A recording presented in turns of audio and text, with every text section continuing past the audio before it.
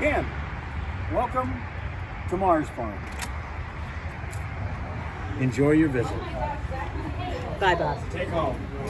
So this is the front room where it demonstrates a number of the iterations of the MARSfarm units over the years, from the rather hodgepodge pieces to a big gigantic one, and then a much smaller units, and then over the years becoming more and more streamlined to the most current unit. No, I'm recording this. I didn't know that was. Is that him now or? No, it's Okay. just I'm recording a Oh, video. Ken. Yeah, those are for taking. Take them. Yeah, no. These displays show He could probably. some of the history of MARSfarm. They're much room on the top Examples of various classrooms throughout the United States and the world that are actually I don't know how this happened. I love that it was like this was supposed to be up to them, but they have somehow put the whole unit on top. classroom. It's definitely supposed to be St. inside. Louis, and the teacher was They actually like balanced used it for carrots. front room, And it will do all those things. office spaces, but right today it's Because of that, it actually works running a both video as your group, transactional database and your analysis It's a Greek place. and it's It's like hosting bar food.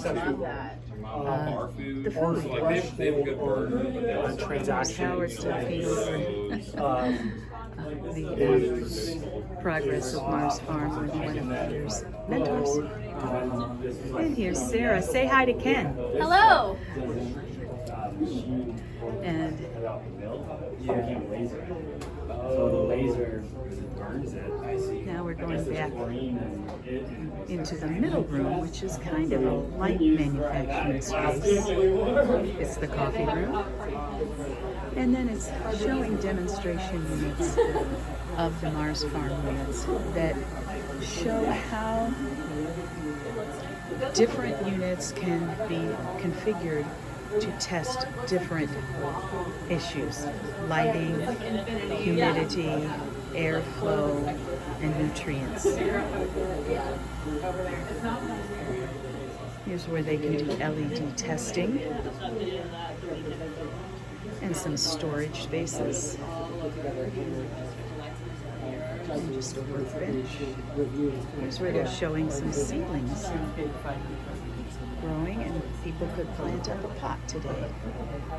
Taking some of the seedlings out and putting them in a medium.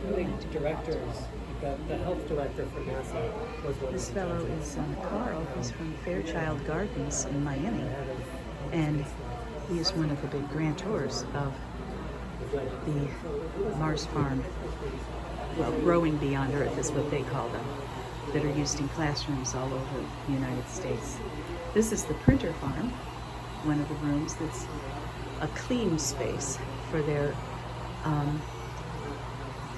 many do they have in here running? 1, 2, 3, 4, 5, 6, 7, 8, although I think they have more different pieces that are being built, output of the printers that are used in the actual units.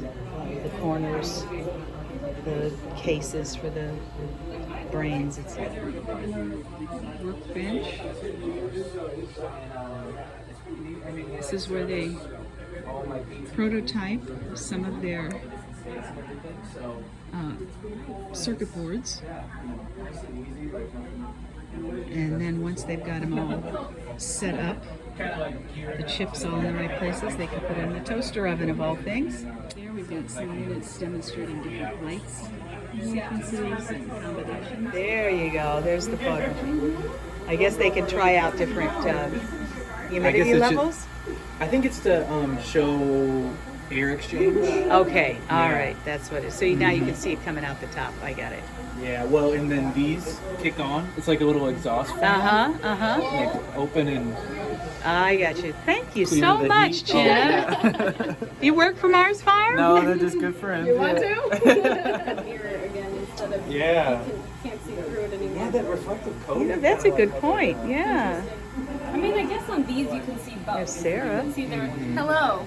Is it still for Ken? Yes, Hello, it's Ken. still Ken. This is assembly area, so they obviously have to do cutting and assembling, and this is where they actually can go along and have their various parts in the right places, panels and supports, and the materials are kept down below, and then they can come along and put each piece together in the right order in a clean space and keep it going. And then right here is their big laminator, and this allows them to purchase these big sheets of lamination paper. It's some kind of a plastic support base, and then by running it through this machine, it comes out like this, laminated, and then they slide it carefully onto this movable part that can slide out and slides right over to the laser cutter. And here is their super cool laser cutter. Is this doing anything right now? I can make it do something. Well, this is, can you like press a button? I'm doing a video for Uncle Ken. There's Drew. Hey. It's not live. I figured I'll put it all together later. Oh, you've been cranking out those little souvenir bits. So they've got the place. Oh, here it goes. There it is. Can you see the laser cutter thingy? What does it do now? Is it like warming up? I never got the tour, Drew. Oh, I'm sorry. I'll give you a personal tour here. All right, so this is a CO2 laser. So it uses a tube of CO2 gas in the back, and it sends an electric current through it, and it actually turns it into plasma. And then that releases the light that is used here, and it basically turns it into a beam and then bounces around mirrors and then focuses it wherever you want it. And so the things it can do is it can cut through materials, but by basically melting through them. Or if you turn on a low power and high speed like it's doing now, it can engrave the materials right onto the plastic. So that's what it's doing right now, is engraving. Yep. And then later it comes along and cuts it out. Yep. So And that's what it makes. So this is the engraved part, and then you can see like where it's not reflective, and then it cuts the shape out around it. Very cool. And what do you really use this for in actual MARSfarm production? So before, we had the CNC machine, which would have a cutting bit, like Right. just a spinning drill bit looking thing, and it would make hole patterns for mounting all of our components onto our Right. growth chambers.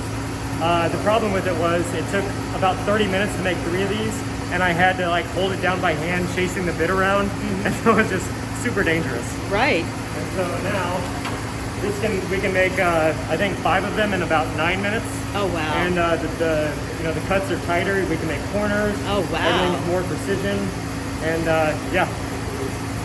So that's what goes on the top of the unit. Yep. So Okay. everything mounts to that. We can do a lot of materials on it too. Like actually, this thing right here is a wicking mat. And That's what goes underneath the plants? Yep. And so we take big rolls of the polyester material, Right. And we can actually roll it right on the laser now. And I can do 18 of these in about 3 minutes. Now, is this the size of the mat, or is this a demo piece? This is our new irrigation tray. So the Okay. Fairchild one are a little bigger. All But, right. Yeah, these only take about 10 seconds to cut out.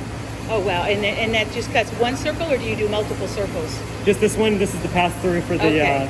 the piece where the water Oh, okay, flows for back the water through. goes back through. Yeah. Okay. And And then- then otherwise the pots just sit on top of this, Yep. and that's the water comes up. We are so far from the old bus tubs, Right. you Yeah. know, that we used to have. So Yeah. awesome. Okay, well, this is so good. Thank you. I just wanted to have Ken feel like he's a little part. He's Absolutely. not. This I'm going to put this together later and send it to Yeah. him. Ken, I miss you. I hope you're doing good. Thanks for virtually stopping by here. Great. Thanks. Yeah. All right. So this area is what we call our line, just our assembly line. And so all these pieces here have been pre-fabricated or pre-assembled at the tables that are down there. And then so once we have them ready in mass, we'll put them down in these bins, Right? and then we'll feed this top piece, which is where, you know, if we want to do 10 units today, or like right now, we'll put 10 pieces of each thing up there. Uh-huh. And then we can take a box down the line, and we have all of our, you know, what we need to do here labeled Right. on each spot. And then in about 5 minutes, we'll have a packaged unit ready to go out the door. In 5 minutes. Yep. And how long did it used to take you? Well, it was about the same for this exact process, but we'd have to convert the entire apartment to tables and setting up, and so, you know, we'd never just have it set up ready to Yeah, go. now it's just until now, ready yeah. to go.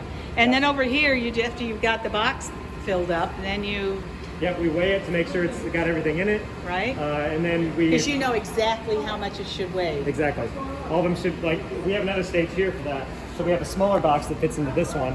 And so like it needs to be nearly exactly 9 pounds 6 ounces. If it's like even a little bit off from that, we know that we're missing something. Something's missing. Yeah, Oh, or man. we put too or something in there. Yeah, Too right, many right, or things, it's yeah. too big. Yeah. And then you weigh it finally, and then package all up in here, and boxes all stored here, and bubble stuff.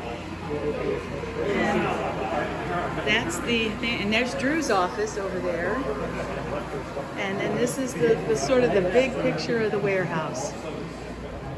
And then there's their overhead door and various kind of hard type of tools for cutting different things, mostly for creating all these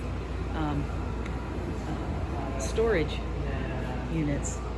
And they have a cool banner that they made, and this really nice backdrop and drill press. This is their very cool bulk loader for making fertilizer packets like this, and they can just fill the top with fertilizer in bulk and press the button, and it comes out the chute at the bottom and fills up lots of these packets all at once. And it can do the same with various other things, screws and different parts, Allen wrenches, that they need to put in each kit. See their dock bay, which is has an adjustable lift so that they can meet different size trucks.